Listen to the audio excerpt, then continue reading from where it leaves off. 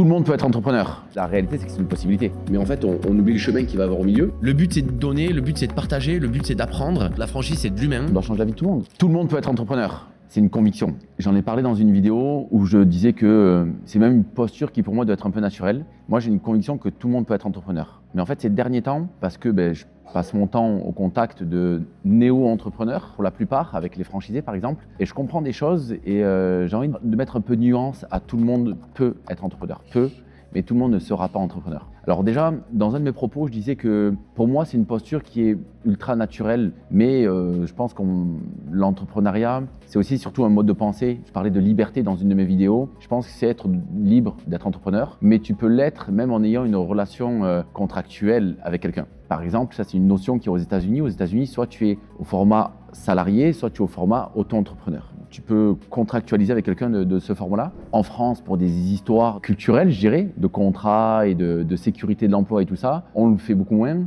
Mais pour moi, ça peut être un peu la même logique. C'est-à-dire que, en fait, tu peux travailler pour quelqu'un, un peu dans la façon de la sous-traitance. Dans le bâtiment, par exemple, tu peux avoir ta société de bâtiment et avoir un carreleur qui serait sous-traitant. Mais pourquoi aujourd'hui, dans ta boîte, tu ne peux pas avoir un graphiste qui serait sous un format de sous-traitant? C'est-à-dire qu'en fait, il aurait la liberté de l'entrepreneur, il aurait la liberté avec les responsabilités qui vont avec et avec les besoins de performer, évidemment. C'est un peu une conviction personnelle que j'ai, que c'est quelque chose qui est pour moi naturel. On n'est pas fait pour être, excusez-moi l'expression, des esclaves modernes, d'avoir quelqu'un qui nous dit combien on doit toucher, d'avoir quelqu'un qui nous dit si on peut aller aux toilettes ou pas, si on peut prendre des vacances ou pas. En fait, j'ai vraiment cette conviction personnelle que c'est une posture naturelle qu'on devrait tous avoir, de chercher cette liberté au travers d'une forme d'entrepreneuriat. La deuxième des choses par rapport à ça, c'est que être entrepreneur, c'est pas juste avoir un cabis. Et ça va être la suite de mon propos, c'est qu'il y a des personnes qui n'ont pas un cabis. Donc un cabis, c'est le document quand tu enregistres une société.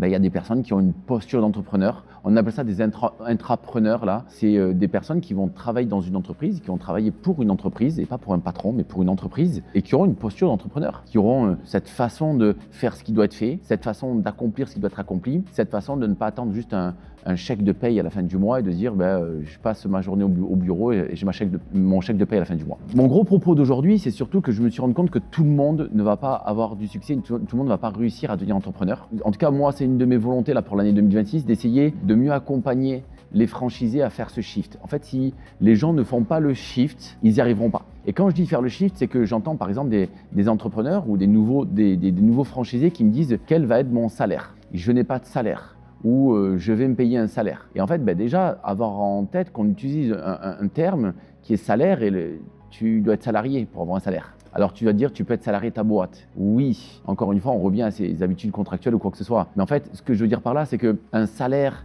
et cette régularité de se dire, je vais gagner tant par mois, j'aurai ma fiche de paye, j'aurai mes congés payés, je vais prendre des vacances, et ainsi de suite, c'est une posture de ce format de salarié. Et en fait, faire ce shift, parce que quand tu es entrepreneur, tu as d'autres formes de rémunération. Évidemment, tu peux avoir un revenu mensuel ou pas, tu vas avoir des dividendes, tu vas avoir de la capitalisation, tu vas capitaliser. Donc par exemple, nous, dans notre cadre à nous, tu auras un studio, tu vas payer ton studio, tu vas avoir un crédit pendant 5 ans, 7 ans, on va prendre l'exemple de 5 ans. Et quand tu as fini de payer ton crédit, ton studio, il vaut peut-être 200 000 €, prendre un chiffre rond. En 5 ans, tu as capitalisé 200 000 €. C'est-à-dire que si tu le vends, tu fais 200 000 €, alors avant impôt, d'accord, et tout ce qui va avec, mais tu as gagné 200 000 €, c'est comme quand tu as un salaire, c'est avant impôt aussi, donc tu gagnes 200 000 €. 200 000 € en 5 ans par exemple, ça fait 40 000 € par an, d'accord? Ça c'est une belle rémunération. Donc ça voudrait dire que même si pendant les 5 ans, un franchisé Omnifeed ne s'était pas payé, avait travaillé, mais ne s'était pas payé, en 5 ans, en faisant 200 000 €, ça fait 40 000 € par an, d'accord? Ça fait quelque chose comme 3 300 € par mois. C'est une belle rémunération, ça. C'est un beau revenu. Mais du coup, il faut l'avoir en tête. Et je me rends compte qu'il y a beaucoup de néo-entrepreneurs, beaucoup de franchisés dans le réseau, qui n'arrivent pas à faire ce shift, qui ne vont pas réussir à se dire je capitalise, qui vont réussir à se dire par exemple, peut-être que pendant 2 ans, je ne vais pas me prendre de rémunération, peut-être que pendant 2 ans, je ne vais pas avoir de dividendes, mais que la 3e année, je commence à avoir des dividendes. Parce que si tu fais 200 000 € et que, admettons, tu as fait les 2 premières années, tu n'as rien fait, mais les années 3, années 4, années 5, tu fais 30 000 € par an de bénéfices, ça t'ajoute 150 000. Donc tu es déjà à 350 000 en 5 ans. Mais oui, peut-être que tu as passé 2 ans sans prendre de vacances. Peut-être que tu as passé 2 ans en travaillant très dur et en n'ayant pas une rémunération stable, il faut réussir à faire ce shift. Et c'est là où je me rends compte que certains n'arrivent pas à le faire. Alors, est-ce que c'est, et là je parle des franchisés, mais je le vois même à l'extérieur pour d'autres entrepreneurs, est-ce que c'est parce que personne ne les accompagne à faire ce shift? Est-ce que c'est parce qu'ils n'y arrivent pas et qu'on a évolué, grandi, été éduqué dans un système où on nous a dit qu'il fallait travailler, avoir son CDI, avoir son crédit, payer sa maison, payer sa voiture, avoir sa retraite à 65 ans et ainsi de suite, et que ce shift-là, il n'est pas faisable pour certains. J'en sais rien. Je me rends compte jusqu'avec le temps parce que nous, on a eu des franchisés qui ont par exemple revendu ou fermé leur studio et qui sont repartis pour travailler pour un patron parce qu'ils avaient besoin de cette stabilité, ils avaient besoin de cette sécurité, ils avaient besoin d'avoir cette certitude de revenus qui tombent à la fin du mois. Alors que parfois, quand tu es entrepreneur, tu n'as pas de certitude pendant 3 mois et parfois, tu as un gros chèque qui tombe au bout de 3 mois en fonction des activités. D'accord ? Parfois, tu ne vas pas prendre de vacances pendant 1 an, 2 ans, 3 ans, des petites vacances, des petits week-ends par-ci, des petits week-ends par-là, parce que les gens qui disent « j'ai pas pris de vacances depuis 10 ans », c'est du mensonge. Mais en fait, c'est peut-être parce qu'au bout d'un moment, tu arriveras dans une entreprise qui te permettra de prendre beaucoup plus que 5 semaines de congés payés par an. Il faut réussir en tant qu'entrepreneur à se dire « je vais peut-être faire des choses différentes », mais justement pour avoir des choses différentes. Et ceux qui n'arriveront pas à faire ce shift n'y arriveront pas. Alors attention, tout n'est pas si dur que ça. Hein. Peut-être que ta boîte va t'amener à voyager de partout dans le monde. Moi, c'est mon cas à moi. On est présent dans 10 pays et ma boîte m'amène à voyager de partout dans le monde. Donc en fait, certes, je ne prends pas des vacances au sens standard du terme, mais je me retrouve à voyager de partout. Par contre, il y a ça aussi. Il y a des personnes, je vois des entrepreneurs qui te disent « ouais, je suis en vacances, donc je ne vais pas traiter mes emails ». C'est mon avis à moi.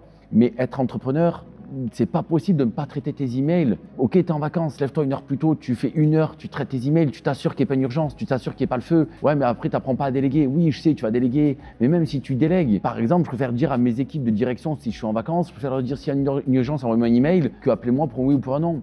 Et du coup, je sais que j'ai peut-être, je sais pas moi, une zone de 1 heure le matin où je vais me lever, je vais quand même traiter ça, je vais m'assurer que tout va bien et après je peux chill toute la journée. Mais se dire que non, mais c'est bon, je peux partir pendant 1 mois en vacances et pas traiter mes emails, en tout cas dans ma perception des choses. Alors peut-être que c'est le cas pour des gens qui ont des très grosses boîtes avec beaucoup de salariés, avec des équipes incroyables et tout ce qui va avec, j'en sais rien. Aujourd'hui, moi je pense que la majorité des gens sont des gens qui ont des TPE, donc des très petites entreprises, avec 1 à peut-être 10 salariés. Je suis pas sûr que quand tu pars et que tu as 1 à 10 salariés, tu puisses partir, à mon sens, pendant 2 semaines en ayant tout coupé, en laissant ta boîte tourner comme ça. Donc tout ça pour dire que je pense que tout le monde peut être entrepreneur. Il va falloir faire un choix, il va falloir changer ses habitudes, il va falloir changer son état d'esprit par rapport à ce genre de choses-là, les vacances, les revenus, qu'est-ce que je dois faire, les heures de travail, pas les heures de travail. Oui, peut-être ça va prendre des week-ends de travail, mais peut-être que des fois, le mardi, tu pourras faire les sorties scolaires avec tes enfants, alors que les autres parents ne peuvent pas le faire parce qu'ils ont des heures de travail et ils ne peuvent pas partir aux sorties scolaires avec les enfants.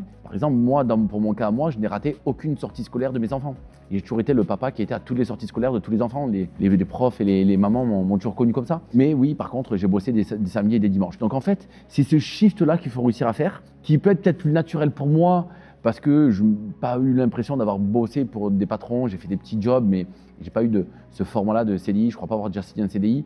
Donc du coup, ça a peut-être été plus simple pour moi qui ai grandi comme ça, c'est peut-être plus simple pour moi qui ai grandi avec un papa qui était restaurateur et que j'ai vu faire ce genre d'action-là. Peut-être que pour quelqu'un qui bosse depuis 5, 10, 20 ans dans un système traditionnel, en tant que salarié, qui a eu des parents qui étaient salariés, c'est peut-être le shift est plus dur. Mais ce qui est sûr, c'est qu'il faut faire ce shift et il faut se poser la question, est-ce que tu as réussi à faire ce shift? Est-ce que tu as fait ce shift? Est-ce que tu arrives à te dire que peut-être tu ne prendras pas de vacances pendant les 2 prochaines années, les 3 prochaines années, les 4 prochaines années? En fait, on verra. Parce que pour l'instant, ce n'est pas les vacances quand tu montes ton entreprise qui sont importantes, c'est qu'est-ce que je vais réussir à faire? Est-ce que je vais réussir à accomplir mon business plan? Est-ce que je vais réussir à trouver mes premiers clients? Est-ce que je vais atteindre mon seuil de rentabilité? Est-ce que je vais réussir à recruter mes premières équipes? Est-ce que je vais commencer à mettre mon équipe en autonomie? Et en fait, c'est ça. D'ailleurs, même j'ai une phrase, il faut que tu serves ton entreprise et le jour où tu commences à te servir toi, à passer toi avant ton entreprise, c'est peut-être le début de la fin. Après, je ne suis pas en train de dire qu'il ne faut pas prendre, je ne suis pas en train de dire qu'il ne faut pas prendre de vacances, je ne suis pas en train de dire qu'il ne faut pas se rémunérer, je ne suis pas en train de dire qu'il ne faut pas gagner sa vie, parce qu'absolument pas. Le but de l'entreprise est évidemment de gagner sa vie, mais il faut se poser cette question-là, est-ce que j'ai réussi à faire ce shift? Donc si tu es entrepreneur et que tu regardes cette vidéo, pose-toi la question, est-ce que j'ai fait ce shift? Ou est-ce que je suis toujours encore matrixé avec ce salaire, fiche de paye? Si tu réfléchis à devenir entrepreneur, pose-toi la question, est-ce que tu seras prêt à faire ce shift? Est-ce que tu es prêt à dire que peut-être pendant les 2 prochaines années, tu ne prendras pas de vacances? Que pendant les 2 prochaines années, tu vas devoir vivre en coloc et manger des pâtes tous les jours et manger du thon tous les jours parce que tu n'auras peut-être pas la vie de loca que tu avais quand tu étais salarié, que tu prenais 3, 4, 5 000 euros par mois. Tu comprends? À faire ce shift-là.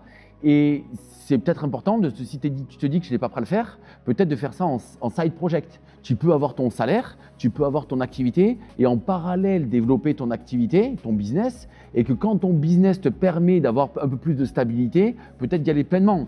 Mais en fait, d'être à l'aise avec ce que tu es, avec ton mindset par rapport à ça, d'être clair avec toi, d'être vraiment honnête avec toi. Parce que sinon, en fait, tu vas juste faire une petite aventure pendant 2-3 ans et tu vas retourner dans une situation peut-être un peu plus compliquée si tu n'as pas réussi à revendre ton affaire, peut-être endetté, peut-être avec une vision de toi-même de loser parce que tu n'auras pas réussi et tu auras une image de toi-même qui ne sera pas positive. Donc, vraiment se poser cette question-là, est-ce que, je ne dis pas que tu es un loser si tu n'as pas réussi à faire ta boîte, ce n'est pas mon propos, c'est de te dire, est-ce que j'ai fait ce shift, est-ce que je suis prêt à faire ce shift-là? Mon propos, tout le monde peut être entrepreneur, tout le monde ne le sera pas et tout le monde n'y arrivera pas. Pose-toi la question, en tout cas à ce niveau-là, est-ce que je suis prêt à faire ce shift-là de mode de pensée sur ma rémunération, sur cette pensée à long terme, sur mes vacances, sur cet esprit de liberté où tu seras plus libre d'un côté, mais beaucoup moins libre de l'autre. J'espère que cette vidéo vous aura servi et n'hésitez pas à m'envoyer des commentaires ou à venir échanger en privé. Bonne continuation.